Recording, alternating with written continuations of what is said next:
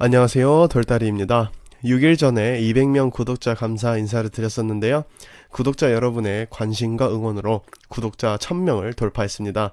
사실 지금 영상을 찍고 있는 순간에도 1500명을 이미 넘었는데요. 구독자 여러분이 계시기 때문에 본 채널이 운영됩니다. 정말 진심으로 감사드립니다. 초심을 잃지 않고 꾸준하게 채널을 운영하면서 돌다리라는 이름에 걸맞게 여러분들이 두들겨 보실 만한 정보들을 공유하는데 더욱 힘쓰겠습니다. 다시 한번 진심으로 감사드립니다. 주변에 계신 많은 분들, 특히 제가 알고 있던 지인분들은 2월 초 테슬라의 15억 달러치 비트코인 구매 뉴스를 보고서 가상자산 시장에 뛰어든 케이스가 많았던 것 같습니다. 그리고 최근에는 주식에서 넘어오신 분들도 많이 보이고요. 본 시장에서 어떻게 흐름을 잇는지 간단하게 소개해드리고 싶어서 이렇게 영상을 준비하게 되었습니다. 뉴스들을 저와 함께 차근차근 보실게요.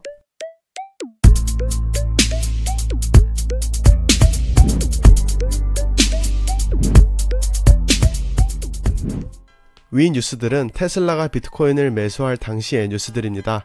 약 한 달 전인데요. 이 뉴스가 나왔던 시기에 많은 사람들이 테슬라가 갑작스럽게 비트코인을 구매했다고 생각을 하시더라고요. 하지만 사실 이러한 빅뉴스를 위해 그들은 이미 움직이고 있었다는 것을 뉴스와 트위터를 통해 차근차근 살펴보도록 하겠습니다. 먼저 때는 바야흐로 2020년 3월 4일 기사를 보시면 약 한 달 전 비트코인을 부정적으로 평가했던 스페이스X와 테슬라의 CEO 일론 머스크가 이번에는 알트코인인 도지코인을 칭찬하고 나섰다.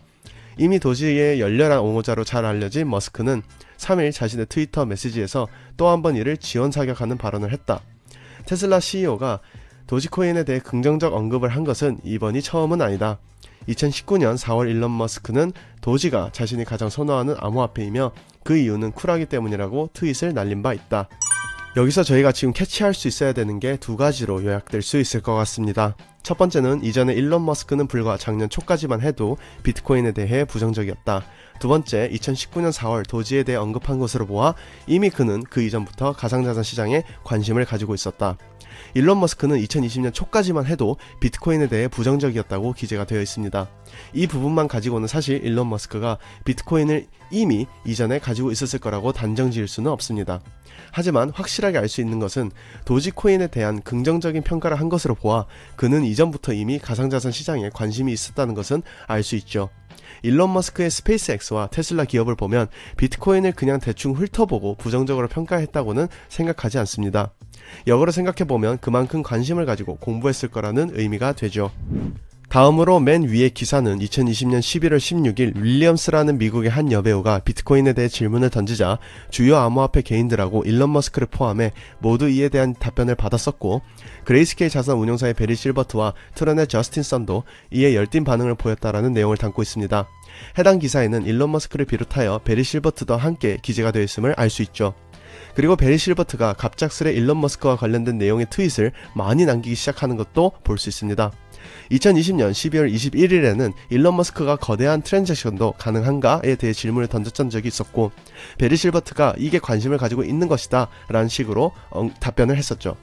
2021년 1월 10일자에는 테슬라가 비트코인을 가지고 있다는 걸 공개하면 트위터는 먹통이 될 것이다 라고 언급한 바 있습니다. 점점 2021년으로 넘어오면서 베리 실버트의 의심되는 트위터와 더불어 기사들이 점점 나오기 시작했습니다. 해당 기사를 보시면 2013년쯤 친구 덕분에 약간의 비트코인 케이크 조각을 먹긴 했다라고 이야기하고 있죠.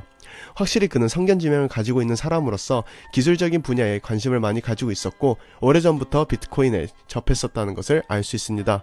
결정적으로 비트코인 캐시에서 다뤘었던 뉴스를 다시 한번 보시면 일론 머스크의 X닷컴이 인수한 페이팔이 가상자산 결제 서비스 지원에 대한 기사가 2월 6일에 보도되었죠.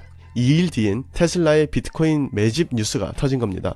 결국 뉴스가 올라오는 시점을 고려해봤을 때 일론 머스크는 이미 가상자산 시장에 발을 들였었고 비트코인을 가지고 있었을 가능성이 높다고 판단이 설 수 있는 것이죠. 단순히 테슬라와 관련된 비트코인 뉴스가 2021년 2월 8일에 터졌다는 것 뿐입니다. 사실 뉴스 외에도 베리 실버트의 트위터만 잘 모니터링하고 있었어도 어쩌면 테슬라의 비트코인 매수에 대한 뉴스는 크게 놀라움으로 다가오진 않았을 겁니다.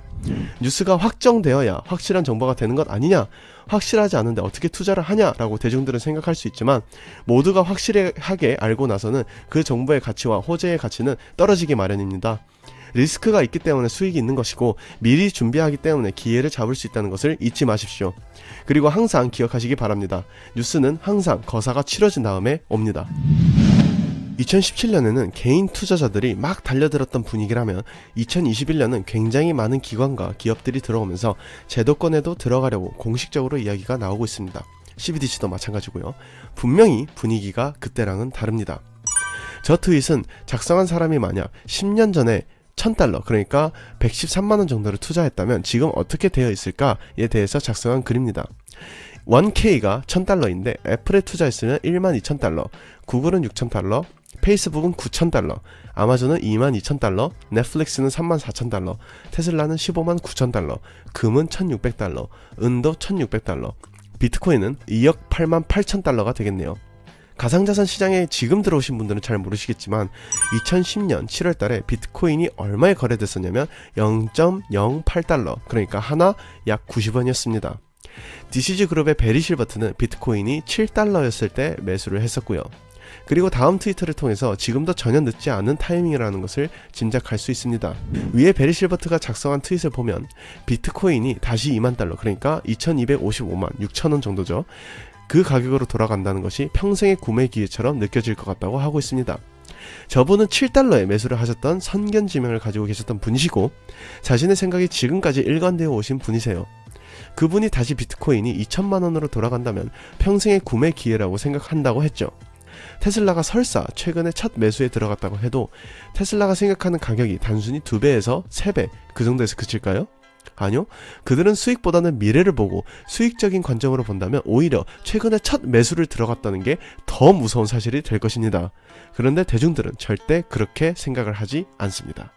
테슬라의 비트코인 매수 당시 뉴스 기사에 적힌 댓글인데 해당 글이 대중들의 반응을 제일 잘 시사하고 있다고 봅니다.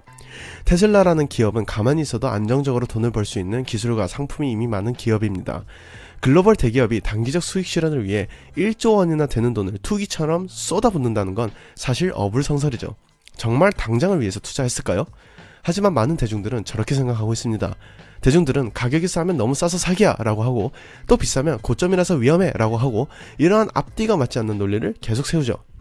이건 이제 부자가 되기 위해 걸리는 시간이라는 주제로 2017년도에 작성된 자료인데 보시면 조금 암울한 게 연소득이 2천만원이면 1억 원을 모으는 게 불가라고 적혀 있습니다.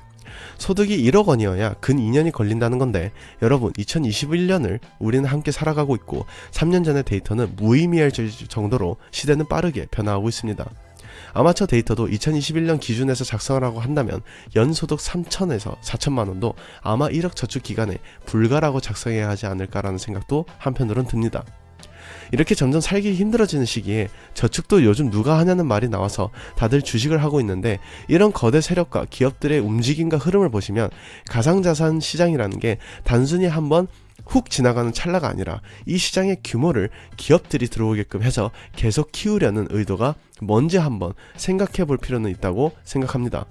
이미 그들은 움직이고 있고 시간이 갈수록 부익부 빈익빈의 격차는 더 커져갈 것이고 사람들은 자신들이 목표하고자 하는 자산을 모으는 게 더 불가능해질 거라고 생각합니다.